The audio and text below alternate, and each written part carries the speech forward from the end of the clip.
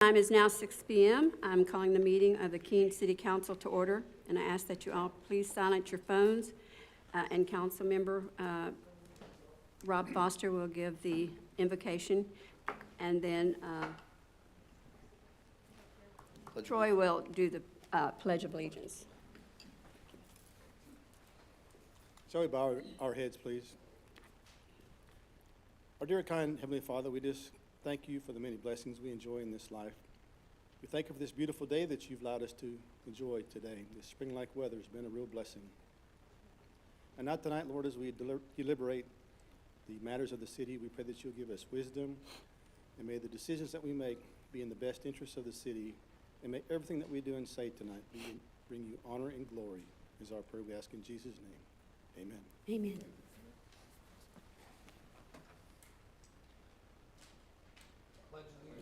To the flag of the United States of America, and to the republic for which it stands, one nation, under God, indivisible, with liberty and justice for all. On the Texas flag. I honor the Texas flag. I pledge allegiance to thee, Texas, one state, under God, one and indivisible.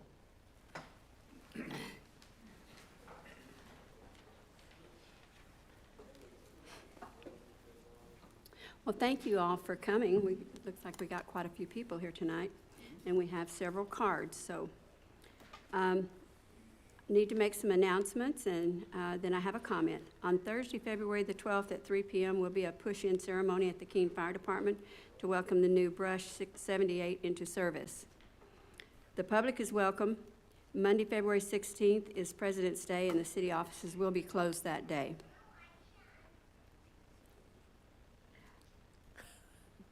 By now, most of Keene has been made aware that Mayor Parrish resigned, which council will consider later this evening. I want to express my gratitude to Lisa for all her hard work and dedication to the city of Keene these past few years, and appreciate her so very much for saying that she is relieved to be leaving the city in capable hands. Her vote of confidence in her mayor pro tem and the council is much appreciated. I personally want to assure Ms. Parrish that we, as a council, will continue to work together for the future of our great city, and we wish the Parrish family all the best moving forward. And now we're going to have some public comments, and our first one will be Mr. Will Keene, and we will be trying to keep the comments to 3 minutes. Okay, I'll keep it short. Thank you, sir. All right, Mayor, Council. I just wanted to introduce myself tonight. My name is Will Keene. Give you a little bit of my background. I'm running for Johnson County District Clerk. And prior to my law enforcement career, I was self-employed for 17 years and overseeing employees, corporate budget, and customer service. Certified in the Code of Criminal Procedures, legislative updates, Family Code, which is a direct transition right into the District Clerk's office. What I'll bring to the District Clerk's office is just a respectful office, ethical office, accountable, transparent, and good leadership. Continued training for all of the deputy clerks, and nothing but respect to each citizen that comes to that office to direct them to the best that we can to provide the service that they're seeking.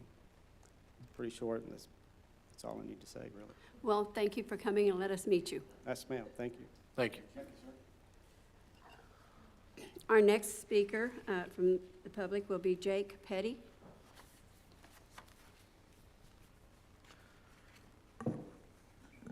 Good evening, everybody. My name is Jake Petty. I'm running for County Commissioner of Precinct 4, which encompasses most of Keene. I think most of the full spectrum of Keene will be in my district or in my precinct.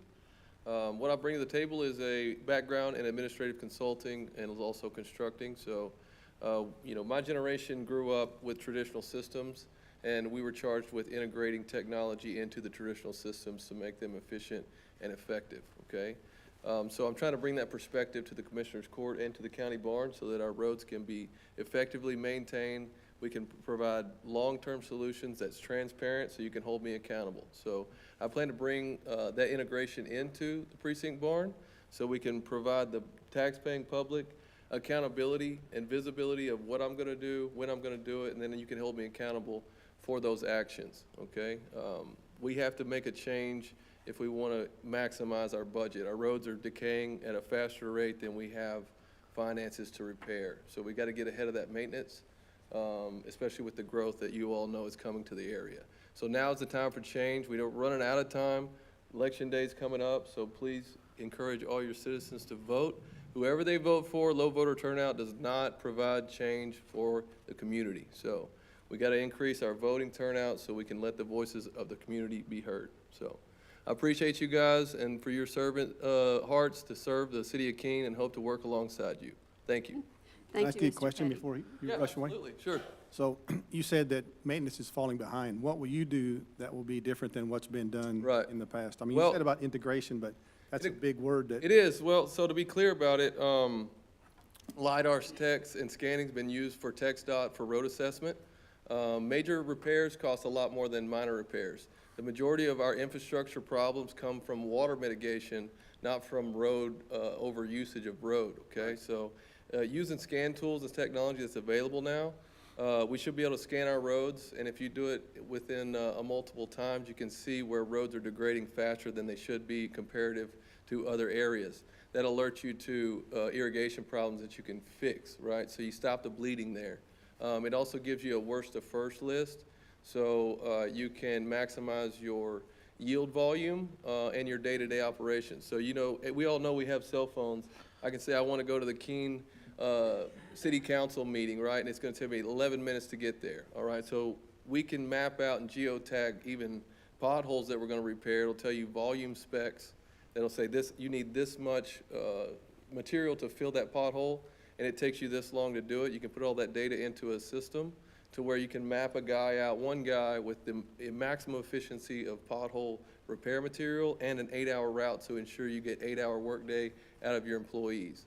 That's not adding to the budget, that's not changing anything, it's just maximizing our ability on a day-to-day basis. So cutting off that mitigation to where we're making minor adjustments to prevent major repair and maximizing that efficiency on the repair side is how we'll start turning the tide and starting getting ahead of the maintenance that's ahead of us. Does that answer So your we're not question? using LiDAR now? We have no technology. The greatest piece of technology in the county barn currently is a chainsaw, I believe. Wow. So, Interesting. And we have the budget to purchase this equipment? you know, budgetary things are challenging, right? But I know we purchased 3 pieces of equipment here in the recent past, so we were improving infrastructure. My plan is also to reach out to startup companies that are getting into drone surveying and LiDAR tech. At the end of the day, it's not uncommon and we should be doing this practice where we're scanning our roads for infrastructure problems. Obviously, if the budget's not there, then that's when you make a plan of improvement and you put that in the budget to go forward. But we've got to move into the technology. If it's not there when I get there, rest assured I'll be pushing to get it because it will end up in cost savings for the taxpayer dollars. As soon as immediately when that gets implemented, you will begin to save more than you spend on it for sure. And technology is being more readily available, so it's not like it used to be. This is not cutting edge technology. TxDOT's been doing it for decades, so it's not a $1 million purchase. All right. Answer my question. Thank you, sir. Thank you. Thank you, Mr. Petty. If you get voted, we'd ask that you'd start on the Keene roads first. I didn't want to say that. Thank you, Bob. Thank you, I sir. didn't want to say that. Okay, our next person is Jeff, Jeff Hankins.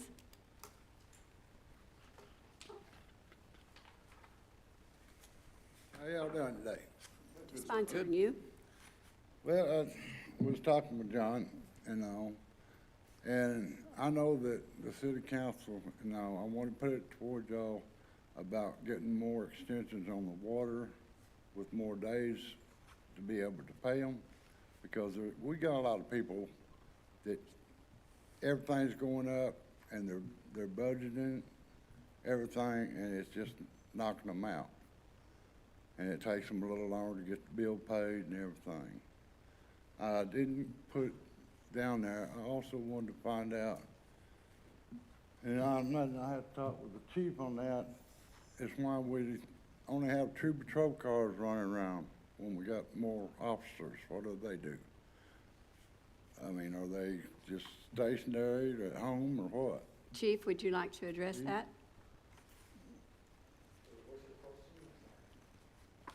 How many officers do we have working in a day, at daytime? Daytime, 2. Two. How many do we have? Total 14. Why we only, We'd love to have 24. yeah, but why did we only have 2 officers working? 14 officers, you have 2 during the day, 2 at night. There's a sergeant that works in the middle shift, so you have 5 during the day. That means there's 7 days a week, so you have 10 right there. You have me, you have the lieutenant, you have the detective. Yeah. Well, I mean, can we not have more officers kind of roaming? I'd love to advocate for more officers. Yeah, well, because there is more stuff going on, and you don't see an officer around. Just the other day, I had a driver parked out in the street in front of Sonic, loud pipes and everything, and just as I come by, he racked up on it and almost caused me to hit another car. I mean, and we have cars running up and down East Oakdale that they'll run from that stop sign on out 50, 60 miles an hour. We need some way of getting places like that, speed bumps, something, where they'll stop that, because there is kids that play right in there. If we can work some kind of deal to where we can get more visual on stuff, it would work, you know. Mr. Hankins, we appreciate your caring about that. I can only say that our police officers do the best they can. We need more officers, we need more equipment, stuff like that. The city is looking into all of that, Yeah, and they're working on it. But they do, you know, they have to spread our police officers out, and they try to cover as much as they can. And we go through, I believe it's the sheriff's office, to call for emergencies and stuff like that, but they do patrol yeah, a lot. And sometimes we don't see them because we're not looking out all the time, but they are there. yeah, well, I mean, I get out, you know, sometimes I'm out all day or something, and I might see one Yeah. in the whole time coming down the main street or on the side street. And, you Well, I know, try not to speed because I see them too often. But that, and like I said, the water department, I mean, I was told that we're only allowed 2 extensions a year. And I mean, this town's growing, people, everything's going up. Is there any way that the council can work on maybe getting more extensions a year and maybe a few added days on it? For 10 days grace, that's just kind of hard to meet sometimes. And did you say you did talk to Jonathan, right? Yep. Correct, okay. Then Jonathan, I'm sure will address it and get with the council. Yeah, I basically explained to him I can't just arbitrarily change things, and so right now there's a 10-day, you have kind of 10 days past the due date to make your payment. And the thing I communicated to him is we always want to work with our citizens, and so as long as citizens communicate with us, we care about our citizens, and so we'll work with anybody. The important thing is they communicate with us. Thank you very much. You're welcome, sir. Thank you. Okay, and our next person is Mr. Vincent Castro.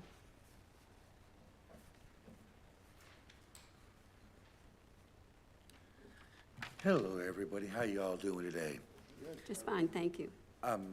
I don't want to talk about the water as for personal reasons, as others know, but I do want to make a comment that I don't know if anybody knew this, but about the Slaters, I believe they are, Slaytons, that got arrested. And I know they have friends up there, and I hope that none of you guys are involved in that. I would pray that none of you are. But I know you guys are going to be talking to me later as you look through my application for one of the boards. And Ms. Gillian, I did check into applying for the seat that you have, and I was told I cannot apply for it because it's filled. So in order for me to apply for that seat, you would have to resign. Yeah. Like you said you would if somebody was interested. No, I said if the attorney told me that I could not legally be there, and Well, I know, I understand, but you also said if somebody was interested, you would resign. You had said that in public comments, and I just want to say, somebody is interested and cannot apply for it, because you said I would have to apply for it, but I can't apply for it because it's not open. Well, as I understand right now, we are considering you for other positions Yes. tonight. And So- we'll see how that goes. Yes, sir, we will. Okay, and we can talk about the rest of stuff during that time. Okay, Thanks. thank you. And next, Mr. Owen Larsons.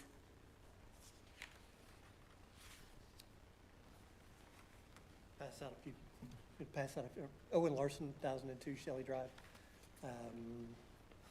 Not sure what else you need. Good to meet I'm you. going to provide some petitions to address the stormwater drainage. I've been here before. Good to see you. Thank you.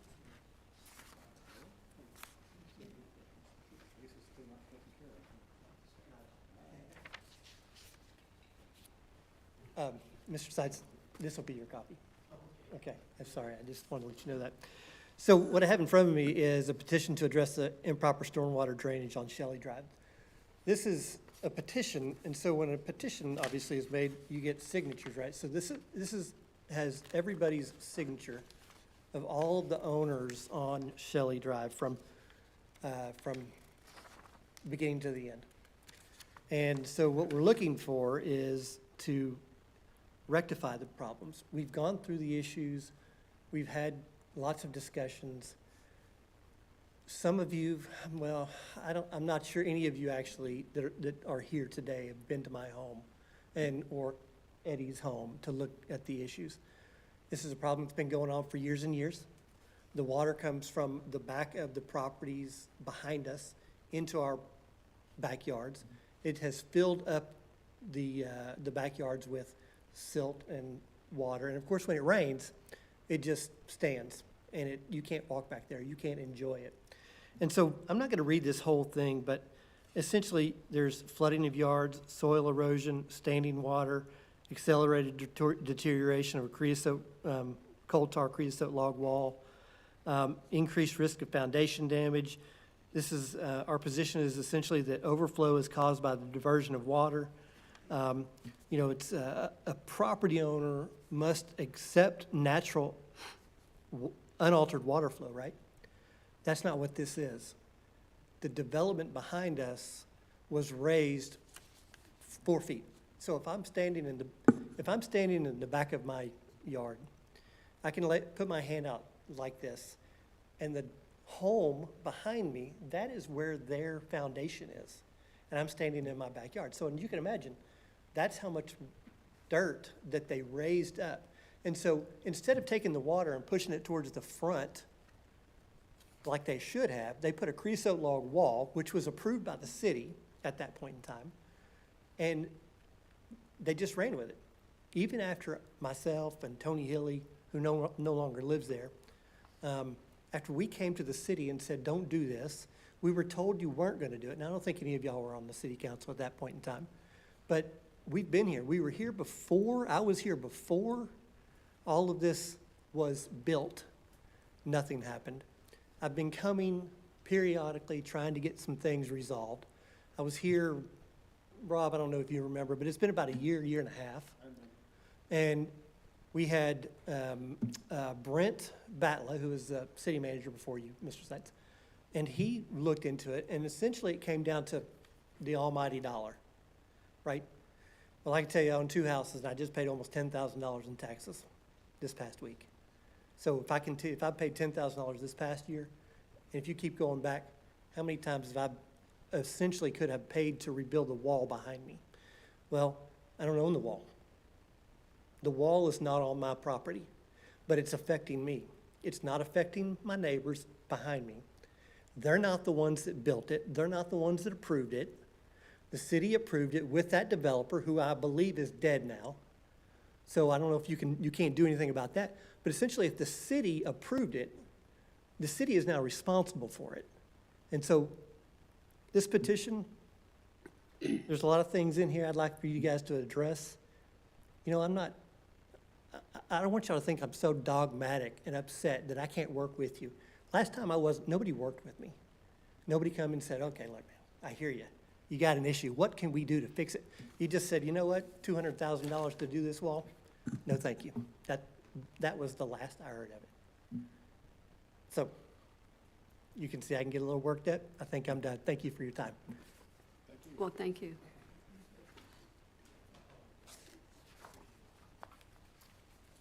Okay.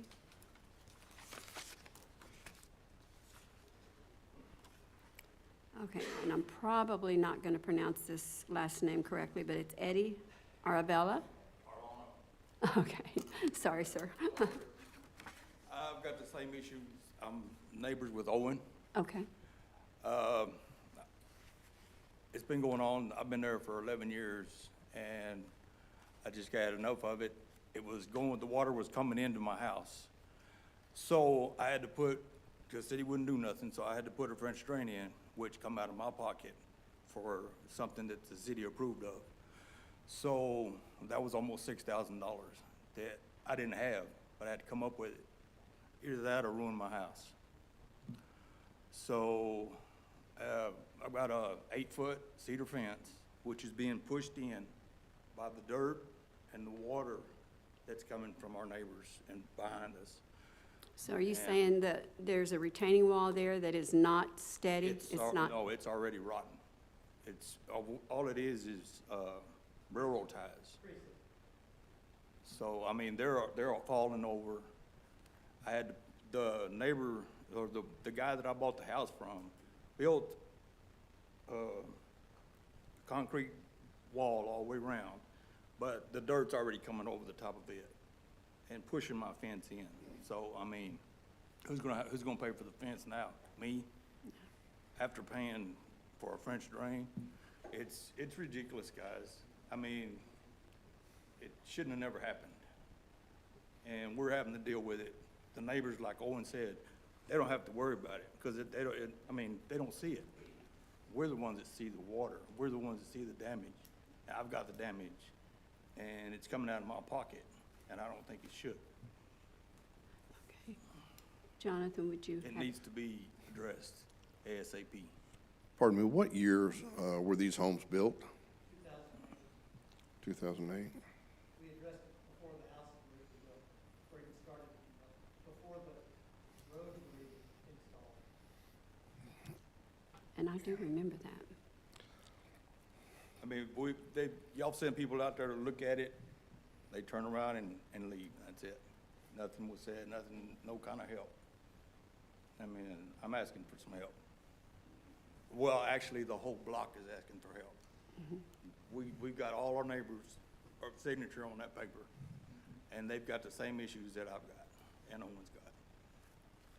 Okay. Let me ask you folks, have you come together as a group and decided on what would fix it and how that would work and look? Well, I've had discussions with Brent Batlett prior to me. And the answer, of course, is you gotta keep the water on their side. Correct. So you have to build a retaining wall up high enough so that whatever water falls here goes to the front of their property. Okay. Because right now, is everything that comes off the roof goes into the gutters, goes into their backyard and my backyard. I understand. So Actually, if they were built in 2008, 2009, when did these things start coming to pass that you noticed them? The retaining walls were breaking down and when? Oh.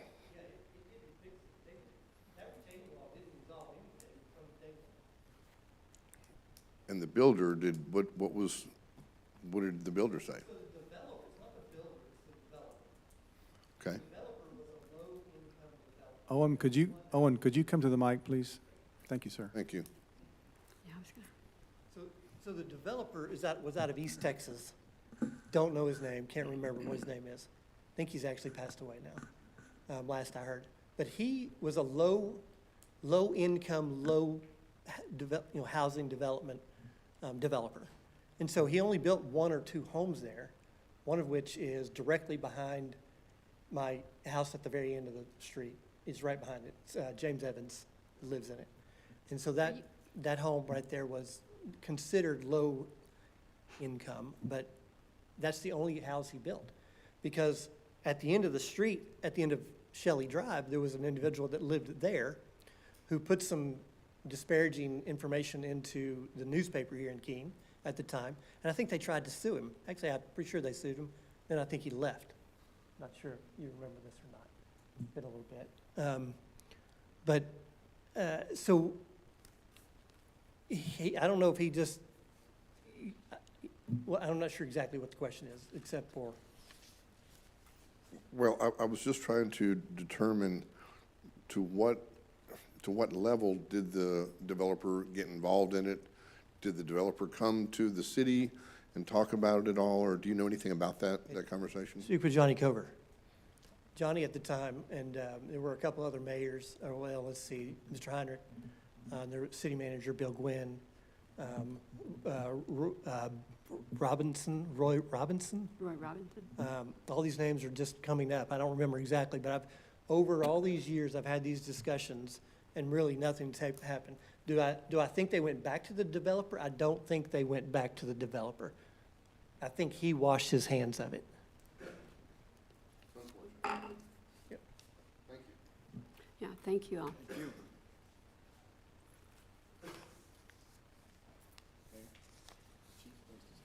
Oh, Chief. You didn't have a yellow card. I know, I'm sorry. I want to clarify with my friend here. I met him about 6 months ago, and he did bring attention to me about some of the racing and loud cars in his area, and I committed to him that I was going to have more officers in that area. I didn't follow up with him, and I was able to talk to him last month, and I keep saying, okay, we're going to try to put more and more in that area. So I'm telling you right now, so I want to tell the council, we're going to try to do more enforcement in that area along with things that we do. But he says if we need more officers, I'm with him tonight to advocate for that. So Yes, if we want sir. to take a vote and stuff, he's been really good to us. Yes, sir, we know. I was coming down to the water department today, you know, it was at 12, and right there on the corner of Fairview, right across from the department, the city department, there's a roofing company truck parked right on the corner. I had to literally get out around his back tailgate to even see up the street. And pretty much everybody has my cell phone number, so I'm gonna make sure he has it too, so he can contact me directly if I get Yeah, these. I mean, it's just that a lot of people, you know, they don't care. And I don't know where it's the young generation, it could be, I know one truck that, the guy's not young, he's about my age, and he'll tear it up all the way down East Oakdale. And we're gonna work on it. I'm gonna discuss this with him more after the meeting too, so I appreciate y'all. We appreciate that very much. Thank you, Chief. Thank you, Mr. Brown. There's a, this is just good information that, there's a poster that I've seen quite often. It's see something, say something. And so if you see something like that, like I would report those things to the police because we've had problems in our neighborhood and then we call the police and then they just end up doing a little bit more patrolling and then that problem seems to go away. So, I mean, you did the right thing by being here tonight and expressing while the chief is here. But for any of those that are watching online or watch in the future and they have issues, just call the police, let them know what's going on, and they will patrol. They, you know, the chief will get that notification and they'll patrol more and they'll be in the area a little bit more just to kind of mitigate that issue. So it's worked in the past and I know it'll work again right here. So thank you. Is there anyone else from the public that would like to say something? Okay, we're going to move on to city manager's comments. It'll be a report from the city manager to include the topics of council and director training, post-winter storm, downtown revitalization grant, IRS audit, and emergency services district ESD additional funds. So, Mr. Seitz? Good evening, council, citizens, both at home and here. I'll try to keep this short because we have quite a few reports, so I'll get through this as quickly as I can. Just want to let you know that the council training is ready to go. So March 1st and 2nd, We've got all the speakers lined up, the attorneys, and this will entail making sure that everything is in compliance as required for, council members and all that to keep things updated. So looking forward to that. There will be an email coming with the official outline, but we'll have everything officially reserved tomorrow. Have some great speakers coming in that will help us educate and level up as leaders. So I'm looking forward to that. The downtown, or the post-winter storm, I wanted to give props to my team. Obviously, I've never been a city manager dealing with a situation like this before. So I wanted to circle up with my directors before the storm, just to see where things are at, what's the pre-game plan, all those types of things. And I was very impressed with how well they had things ready to go. All the way for our public works, things you don't think about.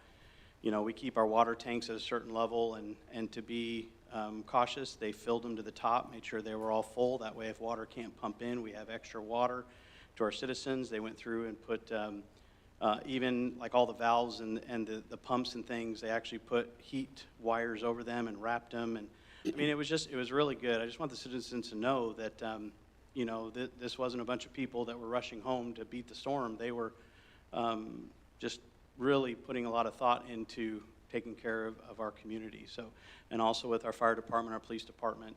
I know I heard some complaints that, we should invest in snow plows and those types of things, but kind of my comment to that is let's pretend that I'm a city manager that could literally make every single road safe in Keene so you could leave your home. I'm not doing our citizens any favor because now I'm encouraging them to leave. And so I was very impressed with TxDOT keeping main thoroughfares and those types of things.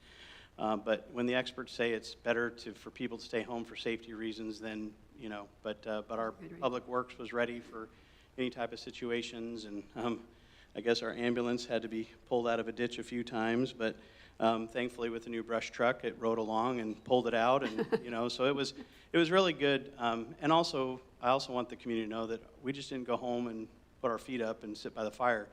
We had W-2s going on, 1099s, payroll going on. The directors, we all worked from home, and they even came in, a lot of them came in on Wednesday when we didn't have to. And so I just want the community to know that, even though we weren't here, we were still working. So a big thank you to my staff for taking care of this community.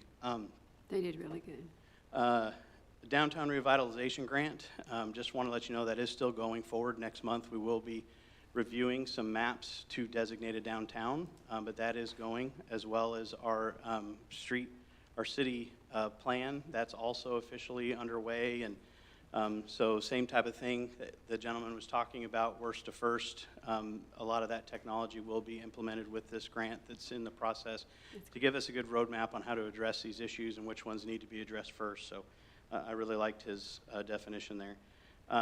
IRS audit is still ongoing, but I kind of wanted to focus on the good, right? Who wants an IRS audit? And it seems like every time we get one area wrapped up, which I want to give a big thank you to Mira in the finance department, we get slammed with another one. And so that's kind of why we're behind on the audit. There's people out there that have accused me of lying. It wasn't lying, it was just, IRS kind of comes first right now.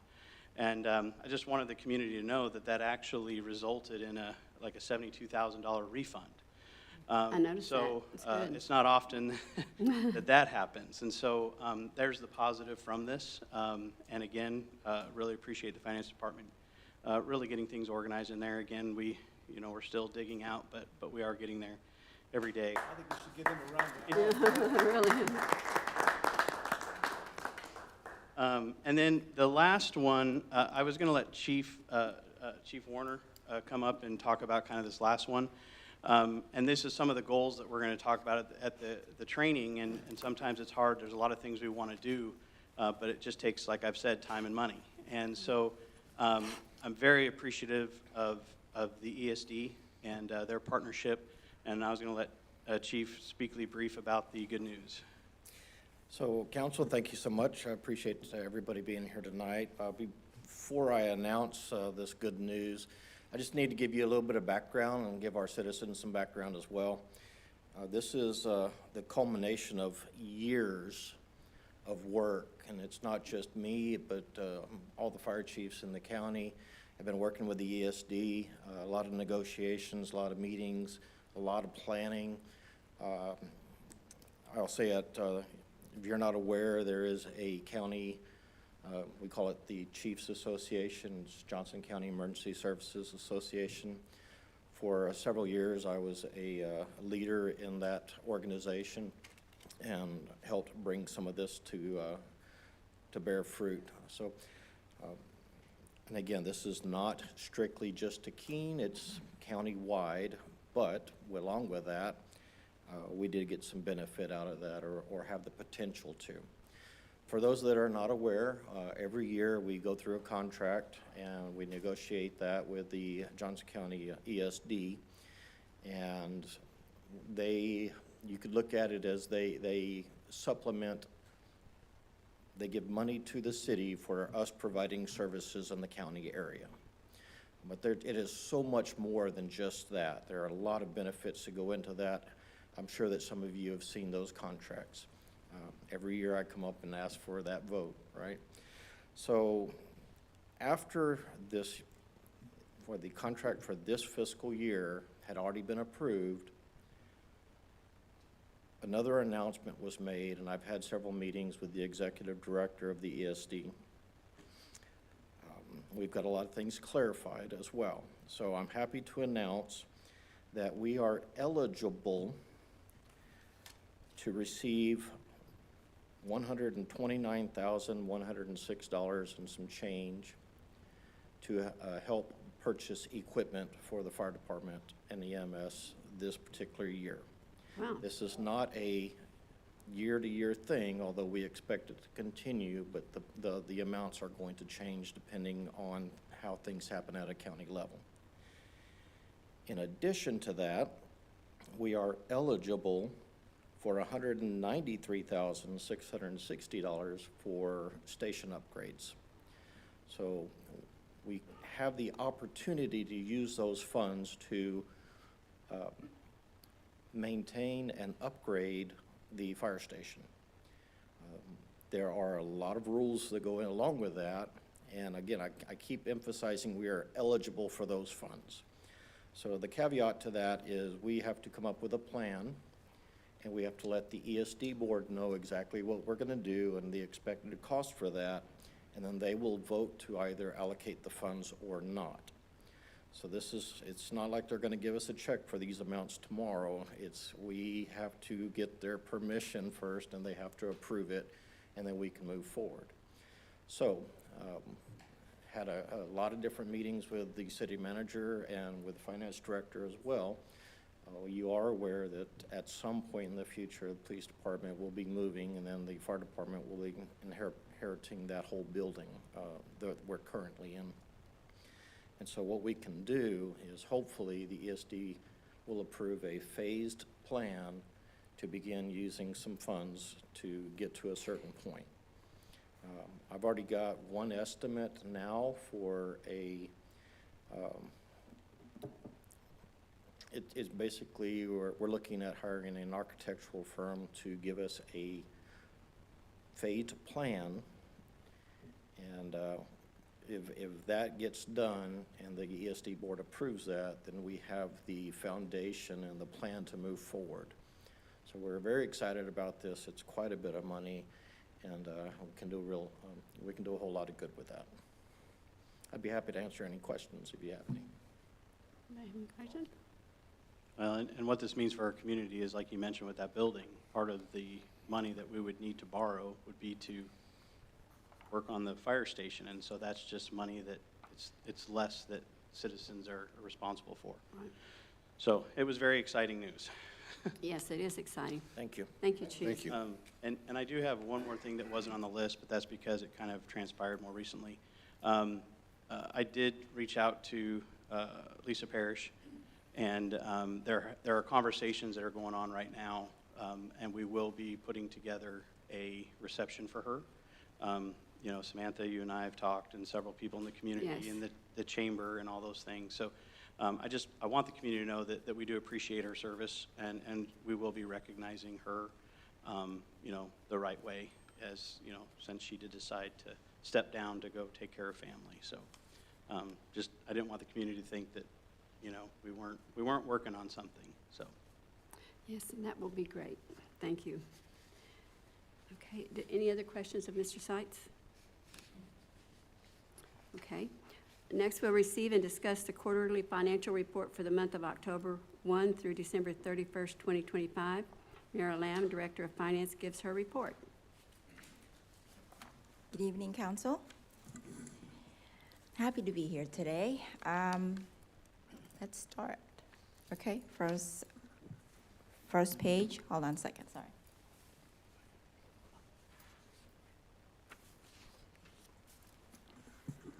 So what we have here is the breakdown of our total revenue from October 1st to December 31st, 2025.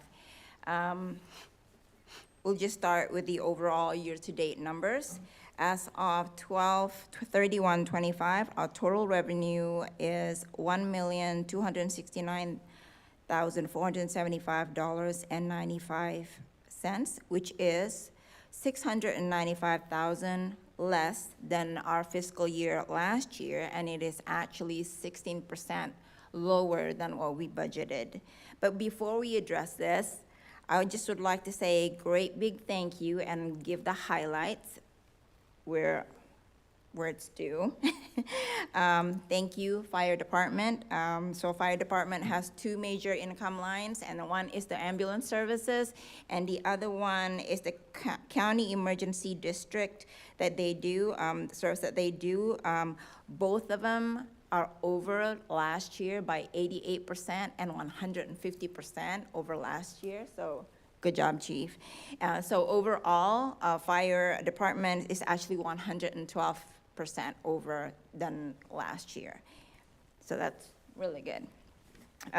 Going over to Dawn. Yes, sir. Is that because of the rates went up, or is it because of what's caused that significant increase? There you go.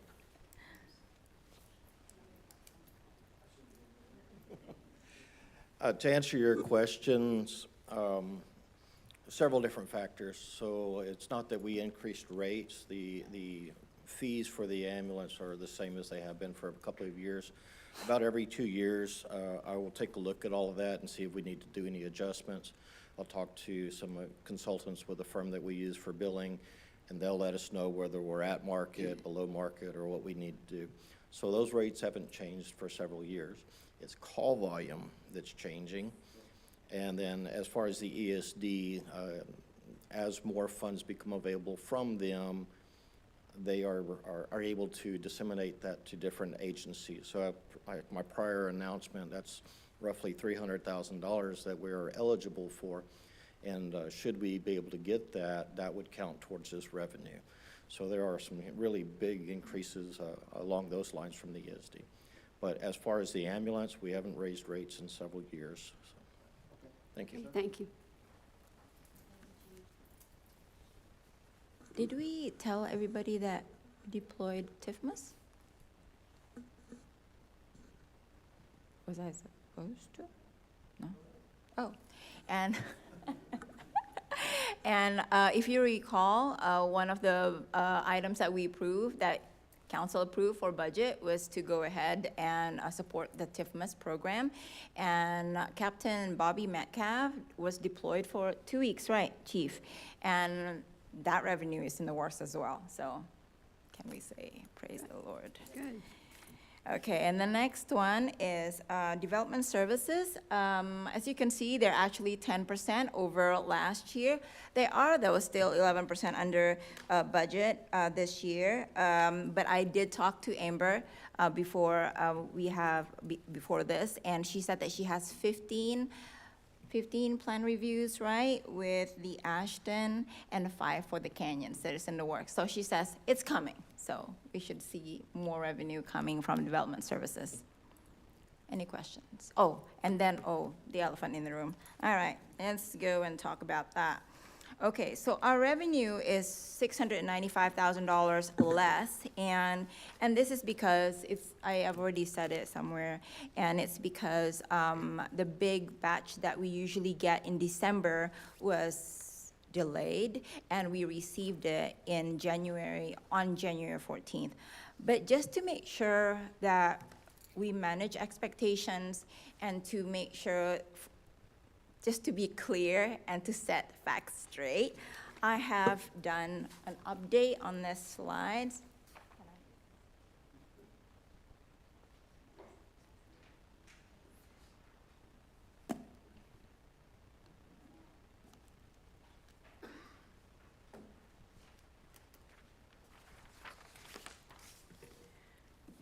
So our property tax is actually recorded cash basis. That means that when we get the money in the bank, that's when we record it. And what I would like to make clear is that the trend is always the same.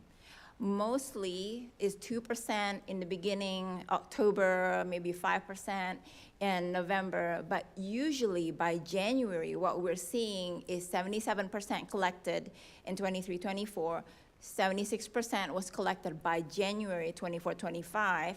Only this year, in 25-26, 81% has been collected. So even though you see in December there's a huge difference in what was budgeted, but if you really see, the trend is still the same. If you would go with me and go to the next, oh, you have it there.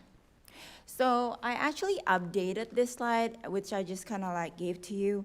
So you can see this is very easy to read. The blue legend represents the 2023-2024. The green legend is 24-25, and the yellow legend is the 25-26. You can see it. It's way up there, right? And if we do a variance, if we really go in and look at the year-to-date, and there's a definite increase in property tax that we collected over the past 2 years. Between 23 and 24, if we do a comparison between 23 and 24 to our current collection, we are actually up by over $100,000 in the same period, right? And if we compare it to 24, 25, we are actually over by $209,000. So it's all good. It's all good. Good. Yes, We're ma'am. talking about an increase in money, not tax rate, correct? That's correct. Just wanted to clarify that. Yes, yes, sir. Okay, so all good, right? Okay. And this is a slide for our sales tax.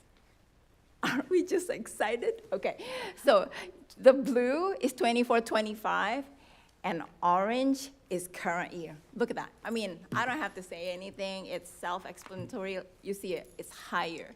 If I do a comparison of our year-to-date, last year, this same period, we collected $306,000, and this year, we have collected $72,000 more. It's good news, good news. Can I Good job, you guys. Can I interject here real quick, too? So I don't know if you remember a year ago, I talked a lot about revenue, bringing in additional revenue. And it was almost like it was this negative connotation. And as a city, we know we need to fix streets. We know we need to fix infrastructure. The problem is the current budget is based on 11% tax sales revenue coming in. Our hands are kind of tied. Fine, we can put away $100,000 a year, but that's going to replace, 200 feet of road, okay? And we have a lot more than that. And so with the focus being additional revenue, if we can maintain and get to what a healthy city is, which is 25%, that's an additional 15%. And if we can grow that sales tax revenue and additional revenues that come in that are not on the property tax burden, individual owners, then we take that money as it grows and keep putting it off to the side and start fixing that infrastructure. This is kind of a model that the city of Burleson does. They take a certain portion of sales tax revenue and apply it to their daily operational budget. But that additional, because it is going to adjust, it's sales tax, it's going to adjust. But with that additional, that's what they reinvest into their infrastructure. And that's what I was saying a year ago, where we need to get to as a city is, so everybody wants me to fix everything now, but it takes time, and we have to do step one, which is get that additional revenue. Now, also. Without raising taxes preferably. Allsup's and Tractor Supply made a big difference there, too. Yeah, and correct? as we add commercial, Yeah, that's really going to help. yeah. Okay, next. So this page is an expense report. It does look like we're over by 41% over last year. Keep in mind, we did increase our revenue in expenses budget by 23%, if I'm not mistaken. But if you look at it on budget, it's actually on budget. Overall increase of the expenses when compared to last year is because of the brush truck. We made a huge payment in October, and that just like spikes everything. Let's see. Next slide. This is where our pool cash, this is how our pool cash is doing. At the beginning of this year, we had slightly less money than we did last fiscal year by $70,000. And as of 12/31/25, we had almost 2.4 million, whereas last year we had over 2.5. But I want you to take into consideration that there was a $358,000 transfer from ARPA fund into our general fund. So if you take away, which we don't have anymore, right? ARPA fund is completely exhausted by April 2025. But if you take that transfer, right, because it's not really revenue, 358,000 out, we're actually over what we had by $214,085.91. So we are actually better, like cash-wise, than we were before. Good, positive. This is the reserve money market account. As of 12/31/25, we have just over $2,070,000 with the average of 3.9% in interest. And the next one, I thought I'd keep this. I don't usually do this one, but I thought I'd just keep it in here. So we usually have to do this at the end of the year, but I thought y'all want to know our bank accounts. Thank you. So these are all the bank accounts that we have. You see that, Councilman Foster, fire truck is not there anymore. It's gone. I love that he noticed last time. The TWDB, I will have access soon. Okay. So at the end of December 31st, 2025, we have $5,538,936.49. Last slide. Okay, this is water sewer. At the end of the year, at the end of December 2025, the revenue for water sewer is $123,553.91 over our expenses. This is including our water franchise fees, remember? And the sewer franchise fees. So that's already in there. And that shows you, like we can do it. It's good. Yeah, okay. Any questions?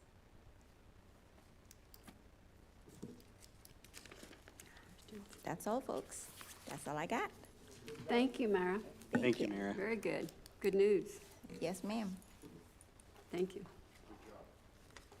Say, Okay. City Manager, can I ask him a question?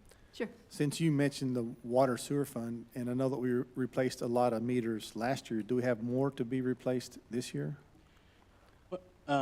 Yeah, I think there's a few, but the original plan was you know, by the end of this month, we would have them all switched out that we have. Meters are always gonna go down, and we gotta get them here, and that sometimes takes a while. But like I reported I think it was last month, you know, we had replaced 553 last year, and we had 300 more to replace for this year. But, you know, Derek and his team did a great job of coming up with a plan and putting several people on it. And so by this month, we should be good. If it helps, they did, I want to say, over 50 meters in January. So that's good. That'd be bringing some more. Okay, any other questions? Okay, now we'll receive the report on the city, county transportation service from John Eric AJ. I'm sorry, I don't know if I can pronounce your last name. Arjunan. Arjan? Arjunan. Arjun. Okay, ma'am. great. General Manager, thank you. Thank you very much. Mayor, council, city leadership and staff, and citizens, it's a pleasure to be here tonight. Really looking forward to reintroducing you to city-county transportation. Before we begin, if you would oblige me, by a show of hands, thank you so much. Could you please let me know if you're familiar with city-county transportation? All right. Good. And all city council familiar? All right, wonderful. I'm glad I'm here today. You know, really over the next several minutes, what I want to do is walk you through who we are and what we do and why we do it, as well as where we are and where we're going. I think that's really important. And really kind of let you know what we provide to your constituents and the citizens, not only of Keene, but of the greater Johnson County. So we provide curb-to-curb pickup. It's scheduled. We are a city entity. And we provide this service throughout all of Johnson County, I believe it's 734 square miles. It includes Texas Hughley Hospital as well. And we operate Monday through Friday, 6 a.m. to 6:30 p.m. with limited Saturday service. Citizens rely upon us as a form of mobility for trips to vital medical appointments, for employment, grocery, shopping, senior centers, and leisure. 68% of our trips are attributed to the elderly and disabled. I apologize, I wasn't keeping up. Thank you, Holly. And 27% of those trips require a wheelchair, a scooter, walker, some type of mobility assistance. Our funding source is FTA, Federal Transportation Administration, via TxDOT and North Central Texas Council of Governments, as well as our participating cities, which, of course, Keene is one. So as you can see our budget here, I think it's really important. We've talked a lot about tax dollars in here. We're committed to remaining fiscally responsible with the citizens' tax dollars and always striving to improve our efficiency. Our operating budget is $1.97 million. 80% of that is attributed to labor and fringe, 9% M&R, and 7% supplies and material. So who are the participating cities? As you can see there, Alvarado, Burleson, Cleburne, Godley, Grandview, Joshua, Keene, Rio Vista, as well as Johnson County itself. And I just gave a presentation to the Commissioners Court the Monday before, or last Thursday actually. So this one you may be asking, why do I have a quote up here in a presentation? I think it's really important to know who we are, where we came from, and where we're going. I've been here for a short time, and when I came in, I understood we had some cultural challenges that needed to be addressed, and this is a quote that I used to my drivers when I had that first meeting with them. It's something I use to influence that culture change, promote buy-in and support of our vision and our mission statements, enrich the workforce, but most importantly, ensure our people, our drivers, our employees, understand how important they are for the endeavors that our community needs of us. So what are our purpose statements? You see the vision statement's short and simple. To deliver the safest, most reliable, customer-centered mobility service. I made it broad for a reason. When your vision is that's your destination. That's where you want to arrive to. Well, when you've got a broad vision statement, you never know if you've arrived, correct? So you have to consistently improve day in and day out. And we do that, of course, through our mission statement, as you could see.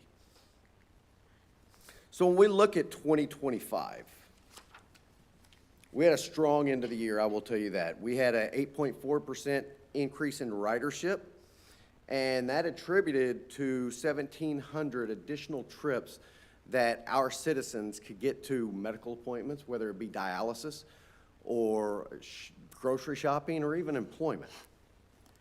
When we look at Keene in particular, 1.3% of all of our year-over-year ridership growth was attributed to Keene. 3.2% of all of our originating trips and 2.2% of our destination trips in FY 2025 were attributed to Keene.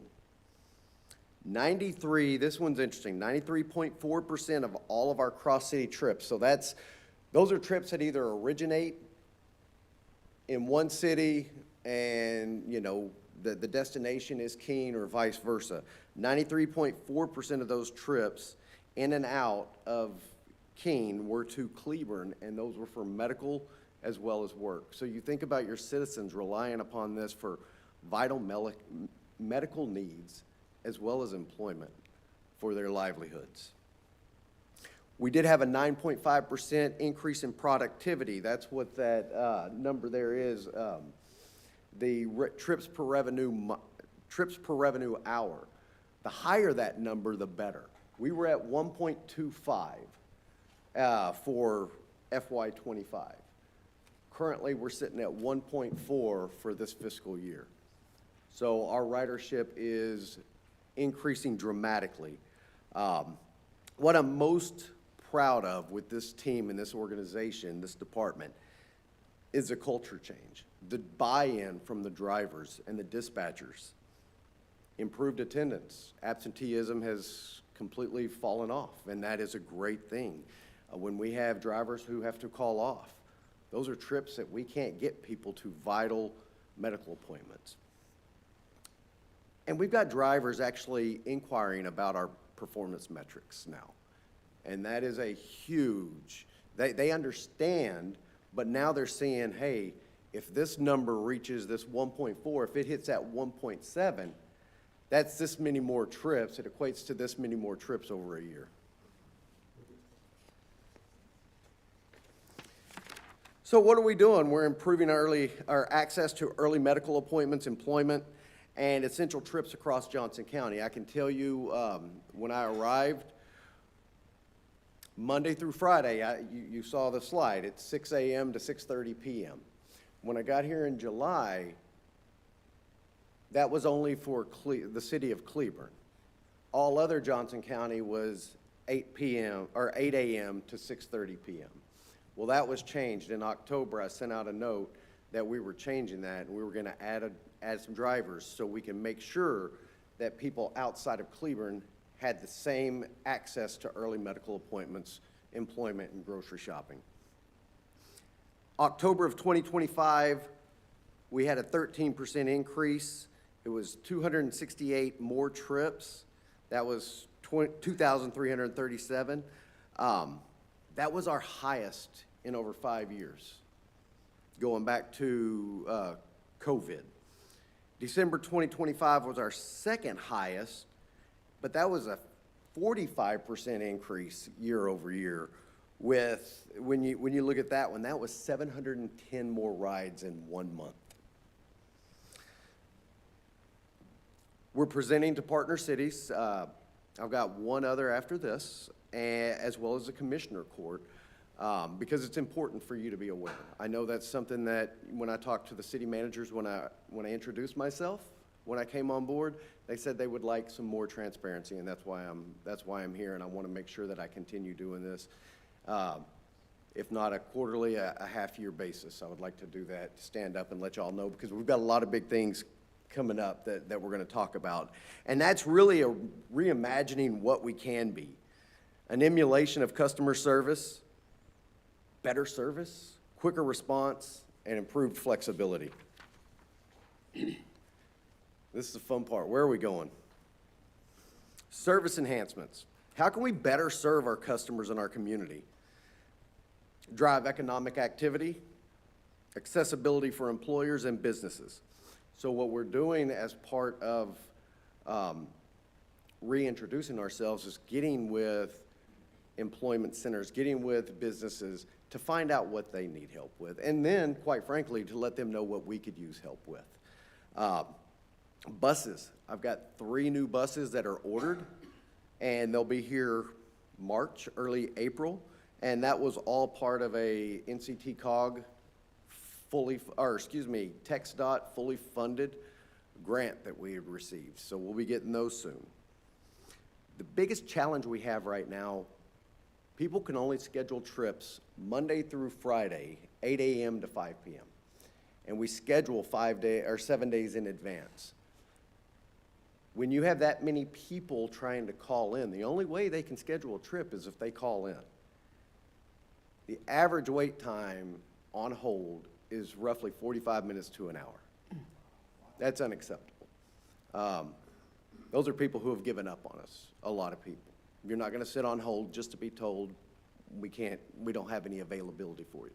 But we're going to change that. That's what this new software is going to do that we're really excited about. So this new software, it's state of the art. Ours is antiquated. It's from 2009.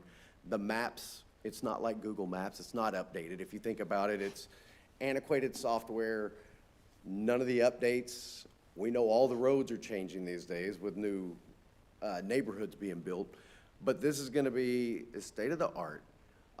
It's going to be bilingual. People will be able to schedule their trips on their phone or a web portal. Now, don't get me wrong, we're still going to have our dispatchers Monday through Friday for those people who choose that route, but that's going to take the stress off of our dispatchers. And that wait time is going to go down dramatically if there's any wait time, because people will be able to do it. It's going to have an app that a lot of our calls also are, hey, where's my bus? Well, on the app, y'all have used Lyft or Uber, it's right there. They can see exactly where their bus is. It's going to send them reminders, hey, you've got an appointment tomorrow at 5 p.m. Do you still want to confirm that trip? And it'll give them that opportunity. And if they say, hey, we have a lot of last-minute cancellations, so if it sends them that reminder and they cancel it then, now it opens up vacancies for additional people to get trips last minute. The software that we chose is an organization called Ecolane. They showed the greatest value, state of art, like I said, smart, powerful analytics. And this is what I'm having to use for analytics. I had to dig into raw data and put together to identify those areas of opportunity. That's why we're seeing growth, because I sent this report out, and Jonathan has it. This is going to make it so much better for our organization. Highlights, like I said, mobile app, the web portal, schedule cancel trips. They'll be able to pay fares on this as well. Right now, they have to come in, they have to pay cash. Cash or check, that's it. We do not accept cards. That's going to change with this. And the one I am really most excited about, there are people here who don't know what city-county transportation is. We're about to change that. So here in the coming months, we are going to do a complete relaunch, and we're going to rebrand, and there will be a new name for our organization. And it's a play on words, but we're going to make sure that we are truly connecting Johnson County. It's going to be vibrant, and what my ask for this city and the council members and the staff is that when we go to roll this out, that I have your support, that you can get the word out to your constituents, to the citizens, to let them know we're here. I was not aware of city-county transportation when my mom needed it. And I think there are a lot of people out there. So let's help our constituents. Like I said, 68% elderly and disabled, 27% of those require some type of mobility device assistance. So that's going to be my ask when we go to relaunch, and I will keep the city manager apprised of the timing on that. But that's all I have, unless y'all have any questions for me. Any questions? I've got a question. Like, what does it cost the average rider to go to Hughley Hospital or to go to Whataburger or wherever they want to go? So it depends on the distance, right? So if it's within the city, so say for instance, it's Keene to Keene, it's $3 flat. Anything outside of that, it's $3 for every 5 miles with a max of $15. So if they cross city limits, then that's where it goes to the 5 miles. So is it $15 there and $15 back? Yes, yes it is. Okay. And one of the questions, it said that fares increased 26.7%. That was fare revenue, not fares. We have not raised fares in 15, 20 years. So that was just fare revenues that we've been able to receive based upon the increased ridership. I just want to say thank you, AJ. It's been a pleasure getting to know you, and we appreciate your partnership with the community of Keene and its citizens. And I also wanted to recognize your city manager, Michael Marrero, is actually in the audience. He's a city manager for Cleburne. Ironically enough, we met this morning. But it's also been a pleasure getting to know him, and we appreciate, again, the partnership that we have with our two communities. So thank you both for being here this evening. Absolutely. Well, Thank you all very much. Well, thank you so much. It's good for our citizens to know. Good to see you, AJ. Okay. Next, receive a report on code enforcement that explains the basic overview of department duties and responsibilities and their ability to enforce code violations. Mr. Martin gives his report. You want to go first? Good evening, Mayor, Council. Appreciate you. I was asked to give just kind of a brief update on what's going on with code enforcement, because I know in the past, code enforcement, like when Mr. Owens was talking about, did permitting, did building official, it was one person doing multiple jobs. So now that we are growing and we're getting a better staff in place, we do have a, one full-time code enforcement officer. I'd like to move that Mr. Stevens goes first. All right. Basically, who falls under me, Director of Neighborhood and Development Services. He is a certified and a licensed I can't say that. He's a licensed officer, how's that? For code enforcement. He drives city at least once a day to conduct inspections or investigations on complaints. He did kind of, put in there what his basics duties are. You should have a copy of that. I don't really think I need to read the whole thing unless you have any questions about it. I did put in some, add in with Holly's help, what the new software we just received is gonna look like, so I can get you these reports weekly, monthly. This, most of these are animal control, if you look over to the side. Because Taylor was kind of the first program set up in that, and she's been rocking and rolling and using it greatly. So anyways, we'll get a nice report like that for you.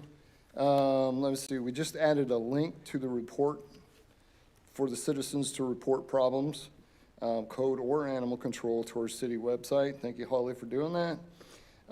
It's on the animal control page, it's on the code enforcement page, and it's also on the how do I ? Page.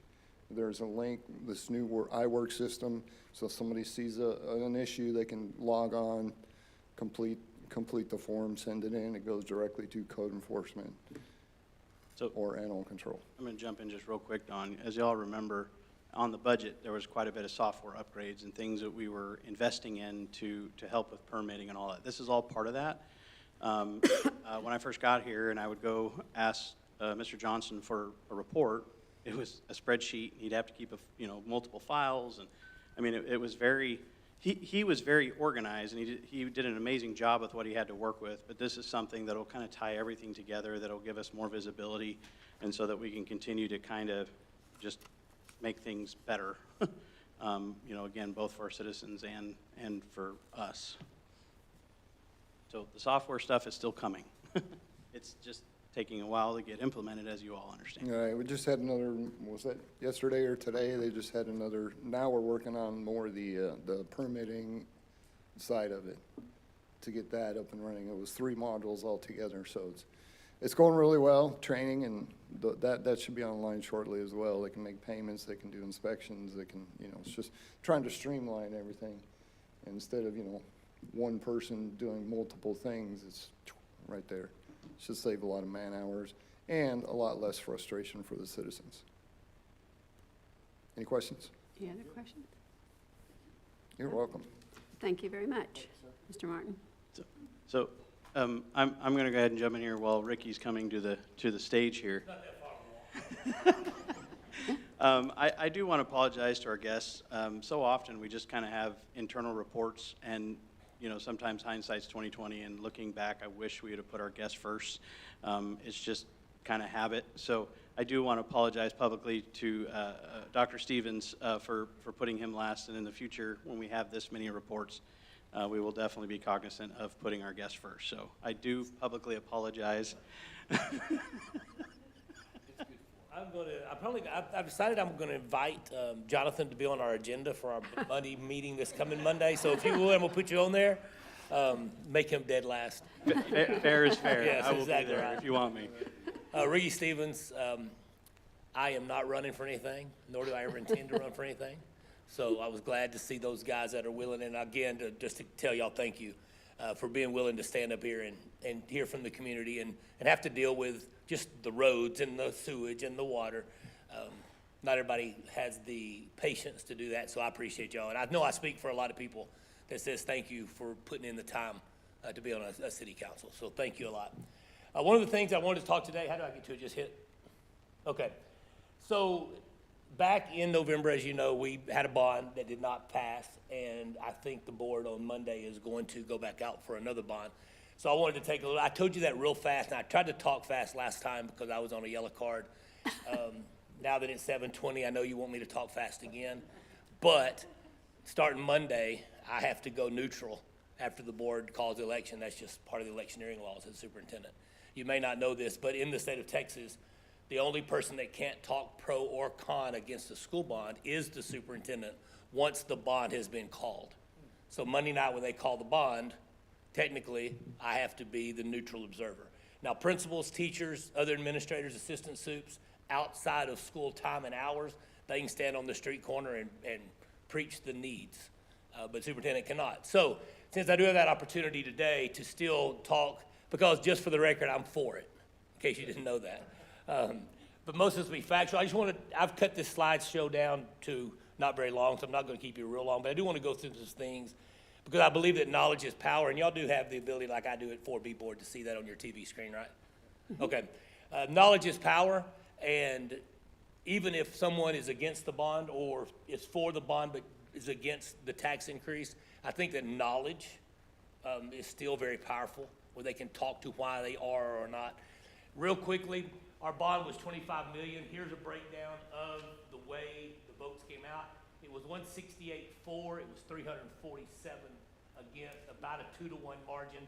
There was 515 votes. So we kind of know that breakdown, how it was. Early voting was 88-4 and 154 against. So that night when I saw the early vote, and I knew it was over, because it's a school, you have to win the early vote. If you don't win the early vote, you're in trouble, because that's when the people are really coming out that are there to vote on purpose, compared to vote day when it's like, hey, it's time to go vote. So we knew we were in trouble on that. We recently sent out a survey to the entire world of Keene through social media, through our Parent Square, which goes out to 1,200 students, parents.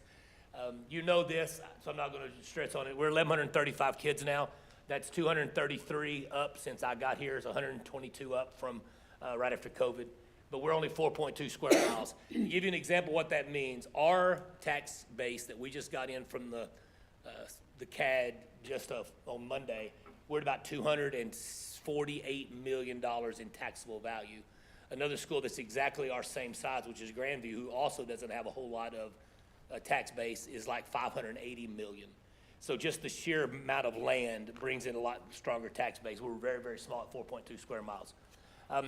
We do believe we're a school of choice in Johnson County. Some people have asked through some of the Facebook stuff in the past, well, what are vouchers going to do to the public school? They're not going to do anything to Keene ISD. We already have kids that are choosing to come to us. That brings in about $10,000 of transfer. It's about $4.39 million in added revenue. We were the highest rated district in the county this year with a, you hate to say a B, but it was an 88. It was close. And we graduate almost every kid that comes to Keene.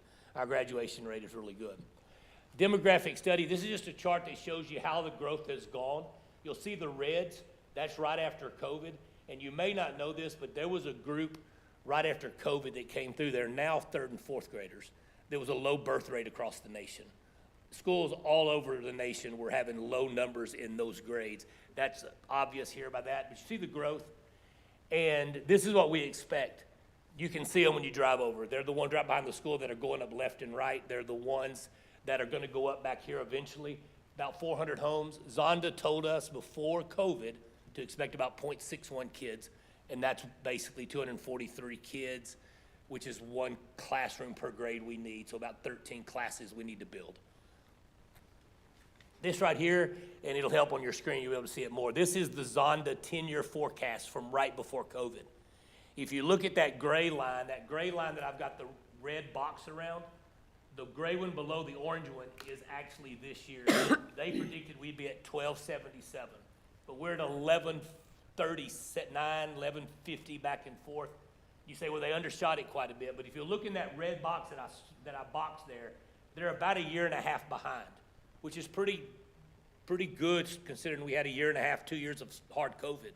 So I think the Zonda deal is pretty good. It's just delayed because of the COVID. So when you look down there at 2031-32 and you see 1,400, I think 83 kids they estimate. Let's just pull that back, even 80-something kids to say 1,400. That's about 300 something more we have now, which is the classroom per grade. So they were fairly accurate with that. We sent out that survey. We had 136 people respond to our survey. One of the things it said is, how do you feel about each one of our 4 things that we did? I told y'all last time, but I'll go over it real quickly. We need to take the elementary cafeteria and turn it into 8 classrooms. That gives us the classrooms for the elementary kids. We're going to take it outside that elementary and build a brand new cafeteria that will be a storm shelter that will hold all our kids. New cafeteria, renovation of the cafeteria, we're almost equally supported. We're going to take the junior high gym. It will no longer be a gym. It'll be turned into 8 classrooms and a band hall. That meets the needs of the classrooms at the junior high and high school. And then we're going to go up on the hill and build a gymnatorium, which will house a theater arts stage, let us do all our performing arts and all our daily athletic PE classes. Almost all 4 of those propositions were equally supported. It said, do you strongly agree or agreed that the needs were appropriate in the bond? About over 75% said that they agreed that the needs were there. A lot of the comments in that area were, well, we also need parking, we also need HVAC, we also need, so it wasn't that they didn't agree with the needs, they just didn't think it met all our needs, and you're never able to meet all your needs. You have to have inlet, you just never will be able to meet them all. And like you always know and always survey, there's always one person that is gonna give you the bottom little red mark down there. It doesn't matter what survey you do. Then we ask them, why do you think the bond failed? Number one, at the top, not number one, but at the top it says it was a 22-cent tax increase, and that's legit. It was a tax increase. It was, we'll see it, I'll show you in a minute. It's not a very big tax increase if you have the normal home in Keene, but if you have a $500,000 home, like many people, 55, 60 and up have. They bought it 25 years ago for $200,000, and now it's worth $650,000. That happens. That was a $70, $75 tax increase, and that they felt the survey people felt that was a reason. You see some other ones, but if you come on down and you see the purple, voter indifference, I think we can all say amen to that because it's that way with almost every election we have. I mean, we have a city council election, 500 people vote. We have the runoff and about 330 voted. That's on us about voter indifference. We've got to get people more motivated when we go out. The lack of information was weird. One of my board members went into the coffee shop about a month and a half ago and saw 3 ladies over there. They said, "You're on the school board, aren't you?" And she go, "Yeah." They go, "Yeah, we all have kids in Keene." She goes, "Well, what did y'all think about the bond?" They go, "Oh, we voted against it." She goes, "What? You voted against the bond?" They go, "Yeah, it wasn't doing anything to help our elementary kids." Well, that was just misinformation, because our main thing is building this elementary school up. So we know we have to do some of that, and then the bottom was misinformation. Really good information for us to know for a bond. How many of the 136 thought we needed to go out for another bond? It was 95%. But the main thing they said was they wanted it broken out into 2 different propositions. So you could actually vote on the cafeteria elementary, or you could vote on the high school, junior high renovations, or you could vote for both. So we are going to be going out for 2 propositions. Real quickly, I want to just explain how school funding happens, because this is where when you even explain this to teachers, they're like, "I had no idea." So for me to think that the majority of the community has any idea would be false. There's 2 buckets that we use when it comes to funding. The M&O, which is right now for us is 0.7705. That is how we operate the daily workings of the school. That's all our salaries. Everything that happens at school comes out of that bucket, and that bucket is refilled every year through taxes. Taxes and then the federal and state dumping in. The INS bucket is interest and sinking. That bucket can only be filled with bond taxpayer passed money. Those buckets can't swap in and out. You can't say, "Oh, I've got some money in M&O, I'll put it into interest and sinking," and you can't say, "I've got interest and sinking," and put it into M&O. So the only way to ever build schools is through the INS bucket. A lot of people, especially in Texas, and especially in our area, they may not claim to be, but they are in theory. They're Dave Ramsey fans, right? And Dave Ramsey says, "Don't buy a car unless you can pay for it with cash. Don't buy a house unless a lot of it save, and then go and buy." The problem with that is you can't do that in schools, because even if you did save in your M&O, our budget's $18 million at the school. If you were to save $1 million a year out of that, that'd be almost 5%. Let's say you saved $2 million out of that at 10%. When you saved for 10 years and you got to the 20 million that we need, construction costs are going up over 10% a year. So actually every time you save in order to buy, it's eating it up. So at the end of that 10 years, you got 20 million, but that 20 million project's now costing 40 or 50 million. You can never catch up. So you can't do like you should do at home and avoid debt. The system is set up that you have to get the debt first before you can pay it. So you pay it back at 3 or 4%, while construction costs are going up at 10 or 11. So that's the dilemma we have as a school, is fighting that good mentality of no debt with the reality that's the only way the school system can go. This is our budget. The gray is staff cost. That's teachers, paraprofessionals, that's cafeteria workers, that's everything, that's their benefits, that's insurance, that's everything that goes. Almost all schools are going to look like that. The state wants about 65%, but all schools are going to look like that. So when suddenly you come in and say, "Well, I need to take $1 million or $2 million cut," it's pretty obvious by looking where that cut has to come. It has to come from staff. And if you've got staff just where you have enough kids, that becomes difficult. Which makes me want to say one thing. This is kind of a little bit off this topic. But a lot of times whenever you see the tax appraisals come in, the way funding happens from the state, and I think I can get you something that this is how state funding works. The state says, this is what your value should be. If your values are here, we'll give you this much money. So imagine that this was $10 is what you were supposed to get locally. The state says, okay, then we'll give you 10, so you get 20. But the state says if this 10 all of a sudden goes to 8, more than 5% of what they say, they're not going to pay you for 8, because if it was normal, it'd go to 8, this would go to 12. But in reality, the state says if this goes to 8 and it should be 10, we're only going to give you 10, so this becomes a loss in revenue. That comes into play as you see some of these, some of the tax, when we get our tax values in every year, if they don't match the state, it ends up hurting all the school districts. Our tax history has gone down. Around 2019, that was a 6-cent tax. Those of y'all that have been around long enough and are unfortunate or fortunate enough to hear me every year at chamber lunch, I made a comment in 2019. I said, we're cutting your taxes 6 cents. I'm gonna ask for it back one day. We all laughed, remember? We all laughed. Then about 2 or 3 years later, I said, we're cutting your taxes 6 cents. I'm gonna ask for it back one day, and we all laughed. You know, it was funny. And then we came in, and this November, we said, hey, we need that back. And we didn't all laugh, but some people did. But we've notoriously brought it down. Some of that's from compression, for sure, but a lot of it's not.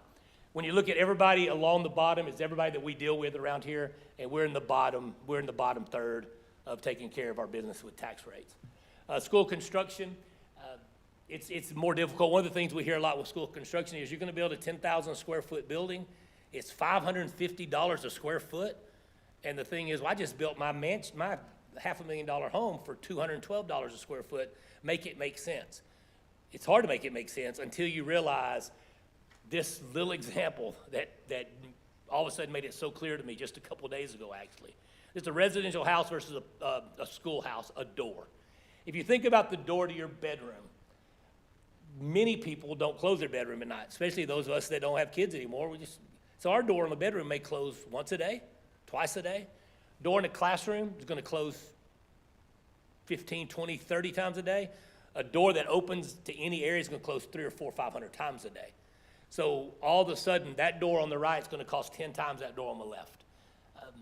That's same for air conditioning, same for sprinklers. So school construction cost is really, really a lot higher.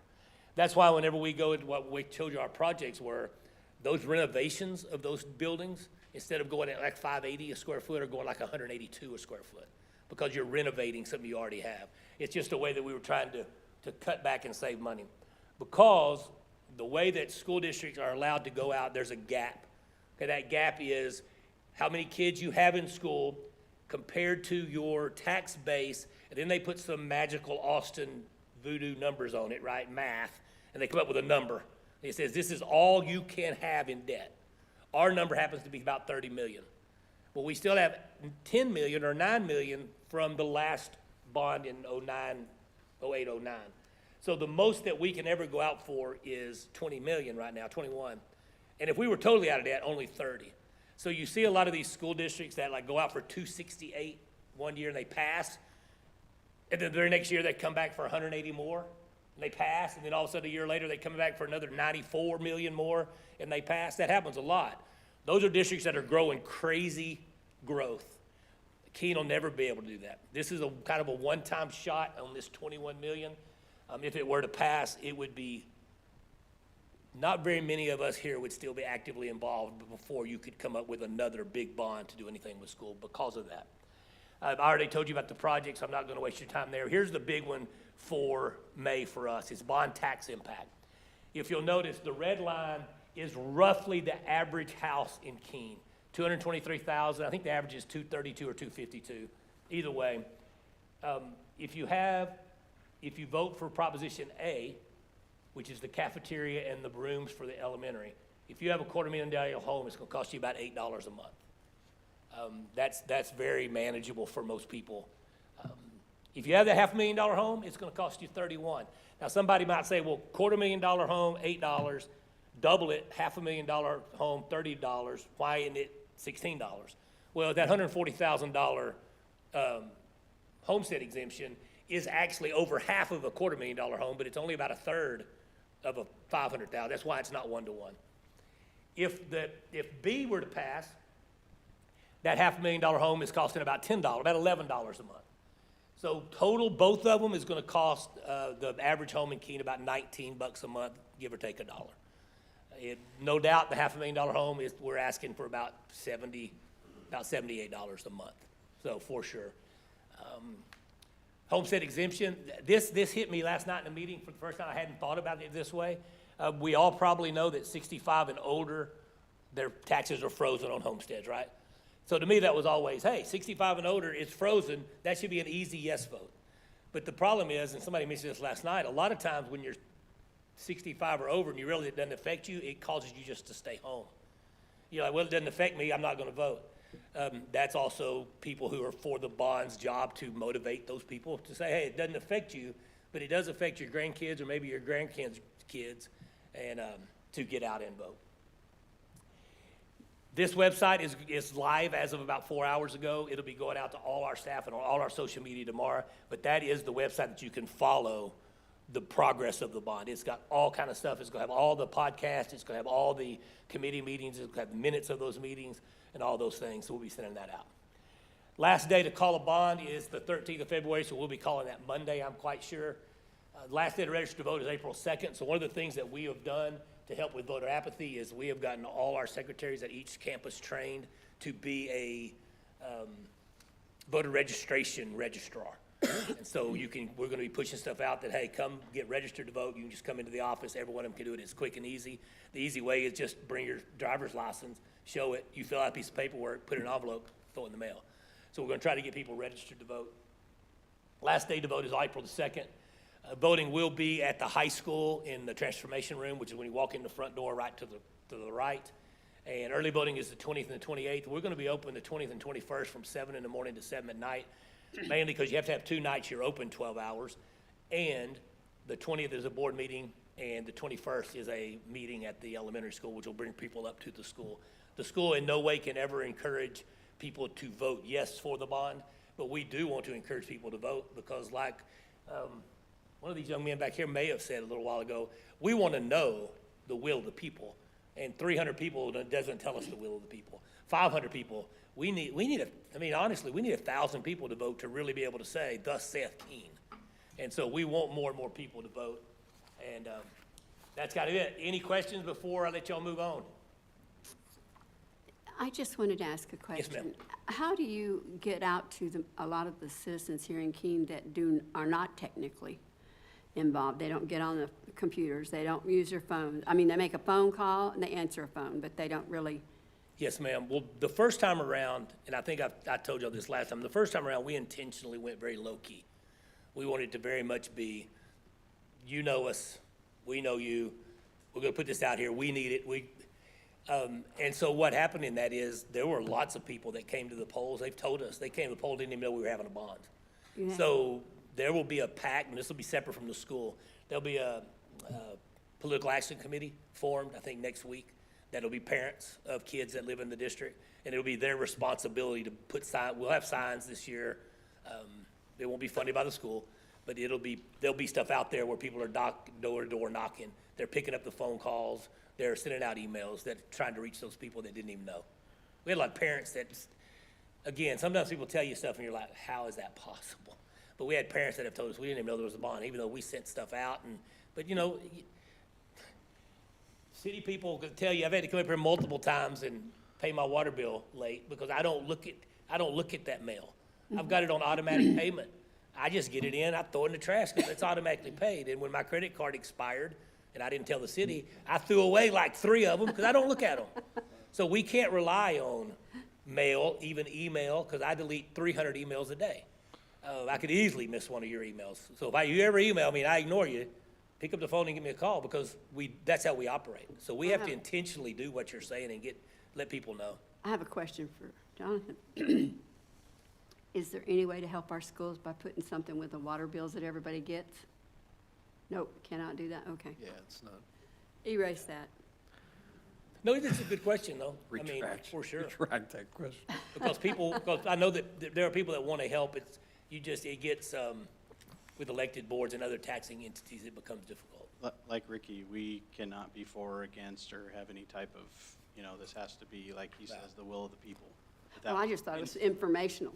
And you may can put some on the water bill that says there is a vote. I don't know, because because we can do that. We can send out stuff like in report cards that says election, you just can't put anything on there that implies against or for. Well, I was thinking about the people who pay their water bill, but they don't know that there's even a bond for the school, you know. And I was talking to Like Paul a that. little while ago. But, yeah. One of the things, there are a lot of times it is great that we don't have a newspaper in town. I mean, there's some great, you can make a few mistakes here and there that somebody doesn't snap a picture and roast you, even though we kind of do that through social media. But this is the time you miss a Paul and the paper. Right. Where he would come write a two-page report. I was gonna say, why and- doesn't he do that again? And everybody would see it, but we, it's just tough. I will reach out to our attorneys and just Just ask, see. yeah, for sure. I was looking at this page where it basically just describes how many kids that you are anticipating.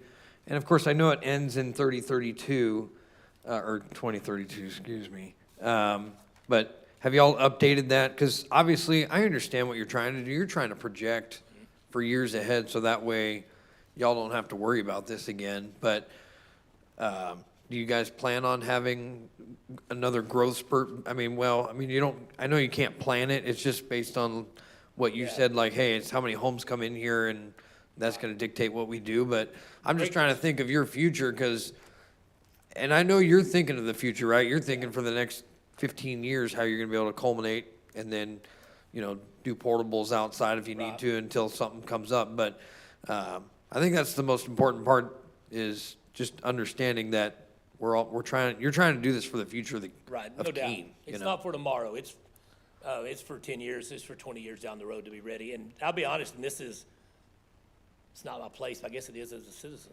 The thing that would kill us would be a 300 or 400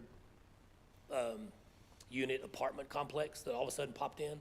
And I know that's y'all's responsibility to not let that happen. That's my fear, Troy.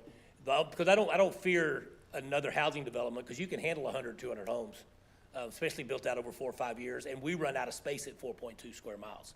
But if all of a sudden right across the highway from the school, a Venus apartment complex popped up, and within 9 months it was on the ground, and within 9 months there was 300 new kids coming, That would kill it. we'd look like an RV park at the school because of portables. Just to remind everyone, that apartment complex that's going in is actually Cleburne. Yes, it's not ours, yes. It's not Keene. Oh, I was gonna ask No, that question. It's not ours. No. That was. You'd be hearing a lot more from me if it was ours. But hopefully you'll get some students from there. Well, we'll get students that we can choose to take or not through our open enrollment, which is always good. And that's one of the things that as we grow into what we build, when we have those empty seats on the bus, I think with that apartment complex and the big development that's being built, that's almost ours, 805B or C, what's it, Stonehenge or Stonegate or whatever that is? Hey, start with an S. I got it right. I mean, with them, we're gonna have plenty of people to fill bus seats with once we take care of our kids and get enough room on the bus. One last question. I know currently we do not offer bus services in this town, but is that something that is Actually, coming up for KISD? I'm glad you asked that question, because yes, it is being thought about a lot. It's been thought about a bunch. In the state of Texas, if you do not have anyone that lives over 2 miles from your school, you don't have to provide bus service. We don't have any of that, because we're 4.2 square miles. However, the state also will not reimburse you for picking up kids that live within 2 miles of the school. So you don't have to do it, but if you do, you're on your own. So we have looked into it, and Mr. Morgan has put together a plan, because I think what would happen is once these developments fill out, is that we would probably have bus stops, not door to door, but bus stops. We might pick up at City Hall. We might pick up at the road, at the mobile home park. We might pick up. So yes, it is being looked at to do. Can you charge for that? You can, and the program that we put together did show what it would cost. It would be minimal, but us knowing our kids, it's not worth it. We would just eat it. It would be 15. I don't want to say what it would be, but it wouldn't be outrageous if we had the kids that needed it. Because the second you start charging, you get those kids that say they can't afford it. And so I'd just assume everybody be free than just some. Yeah. Good question. Any more questions for Dr. Stevens? Well, I appreciate y'all putting up with me for 2 months in a row. Thank you. Thank y'all. Thank you for the information. Thank you, Ricky. Let me know when you want to pay me back. If y'all don't mind, I'm gonna help Paul find the door out there. Thank you, guys. Thank you. Okay, so we're going to go to consent agenda. All items listed below have been previously discussed, require no deliberation or any routine by the city council, and may be enacted with one motion. A, consider approval of the minutes of the regular Keene City Council meeting held on January 15th, 2026.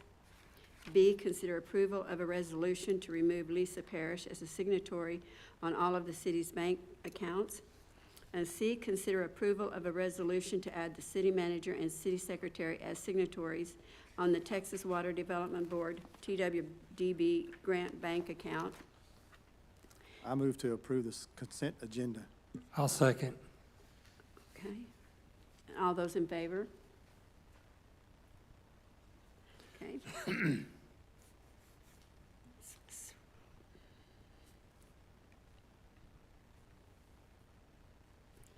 Okay. We didn't have any of them to be removed or anything, so there are no public hearings items at this time. And general, review, discuss, and consider acceptance of Mayor Parrish's resignation effective January the 16th of 2026, and giving a vote of confidence for Samantha Gillen, Mayor Pro Tem, acknowledging the Mayor Pro Tem shall fill the vacancy and conduct city business as the acting mayor until a new mayor is elected in the next Keene general election to be held November the 3rd of 2026. Council, is there any discussion on this item? You need a motion? Yeah, a motion was made by, if you're going to give one. Yeah. So I move to accept Mayor Parrish's resignation effective January 16, 2026. Second. Sorry. Didn't know you were, I thought. And endorse Samantha Gillen as our acting mayor. Second. All those in favor? Okay. All right. Thank you. Thank you. Yeah, on behalf of the city, I will say thank you, Samantha, for being willing to step in and fill that role, fill the gap during this time. So thank you very much. Well, thank you guys for your confidence. Excuse me.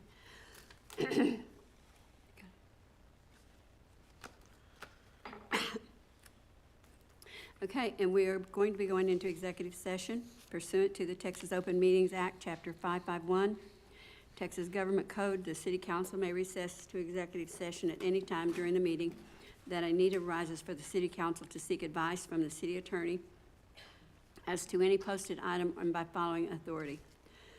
Excuse me. Excuse me.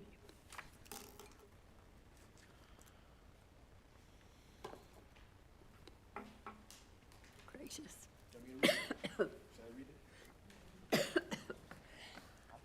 So this will be item 8A, Texas Government Code, Section 551.074, Personnel Matters. Discuss the appointment, employment, evaluation, reassignment, duties of a public officer or employee. So we'll recess into executive session at 7:47.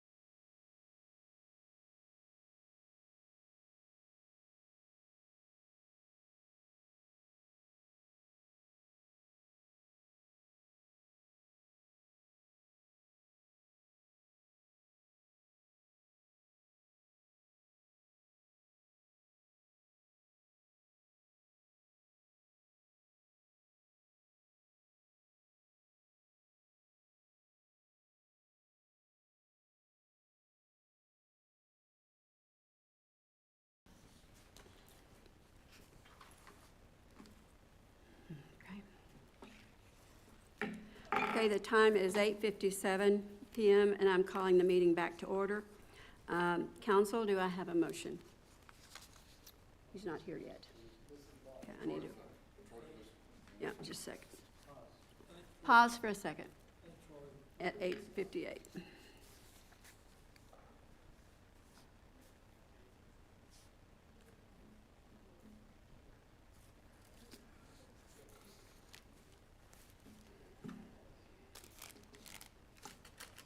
He's usually the first one out here.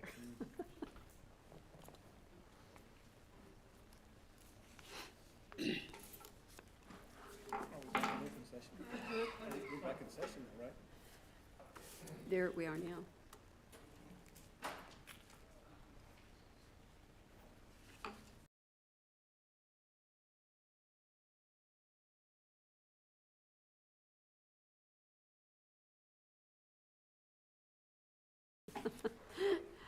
Okay, the time was 8:58, and I was calling the meeting back to order. And council, do I have a motion?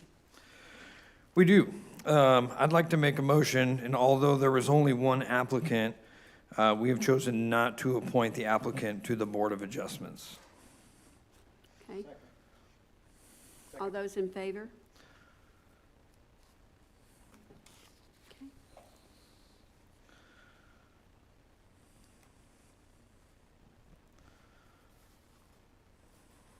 And Mayor, one of the things that we discussed back in executive was our city secretary, Holly, and I'd like to go on record as saying that she's doing a fantastic job. Absolutely. And I've been on council for a number of years. In fact, I was here when she was hired, and to see how far she's come in that amount of time, my hat is off to her. So thank you very much for your service. In fact, I think we should give her a standing ovation, honestly. I really do.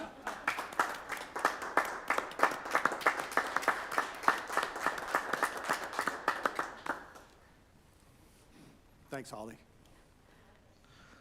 And I might say that the entire council is very, very happy with our city secretary. We're going to buy Velcro and Velcro her to her chair in her office. And the city manager. And the city manager, well. Okay. Do we have anything else that we need to discuss?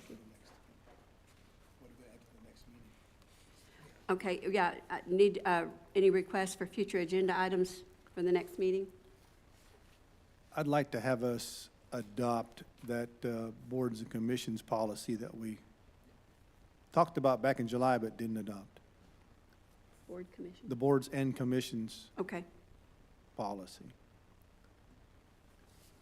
okay. Rob wants to bring back the boards and commission policy or discuss it at the next meeting. Does anybody else have anything else?